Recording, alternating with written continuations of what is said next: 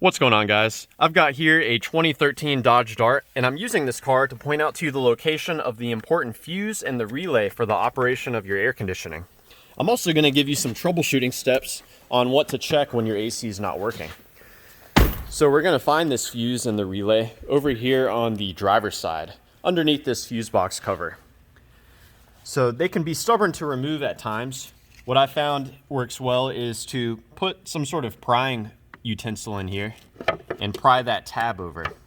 At that point, this whole cover will hinge out and you can just grab it and pull it out.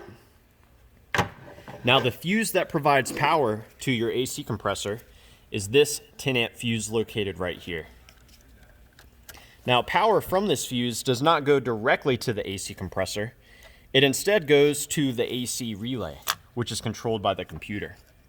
And I've pulled this fuse out just to show you what a good fuse looks like.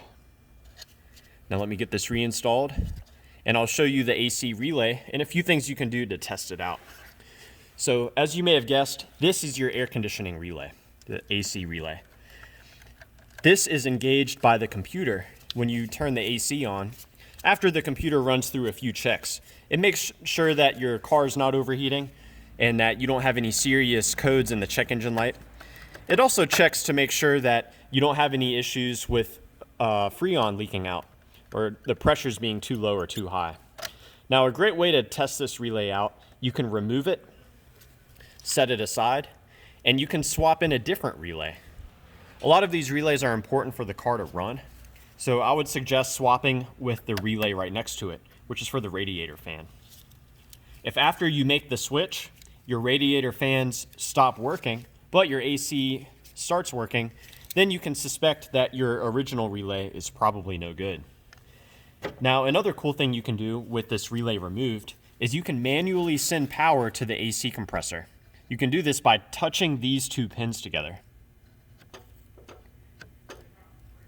I'm not sure if you're able to hear this with the phone audio, but when I touch these two pins together, the AC compressor actually engages, so I can actually hear it.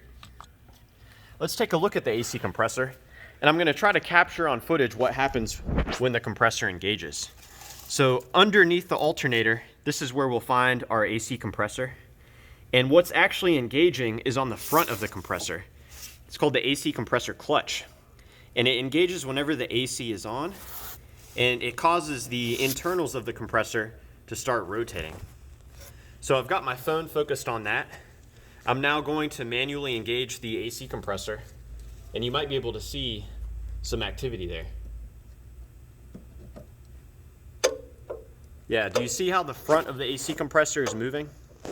I know the phone's not quite perfectly focused on it, but that's what happens when a functional AC compressor is engaging. So a good way to test that out. I recommend doing that with the engine turned off, as if you do it with the engine on and you have your system low on Freon, you can actually cause damage to your compressor. Now on the subject of low AC Freon, you can add more refrigerant through the low side port, which is located on this hose right here. So you simply unscrew this cap and you can add more refrigerant into this part. You can also hook a gauge up to this and check and see what the pressures are at. Some of you may have gauges that can hook up to the high side port here as well. Now I may have mentioned this earlier, but the AC will also be disabled if your engine is not running quite right. So if you have a check engine light on, you may want to look into why that check engine light is on before you go too deep into diagnosing the performance of your air conditioning. Some common codes that will cause the AC to be disabled is a misfire code, like a P0300. So yeah, I hope that this information was helpful for you, or at the very least was a good starting point in troubleshooting the AC on your Dodge Dart. Please do let me know if you have any questions, and also if you have any advice for those of us working on these cars. Thanks for watching.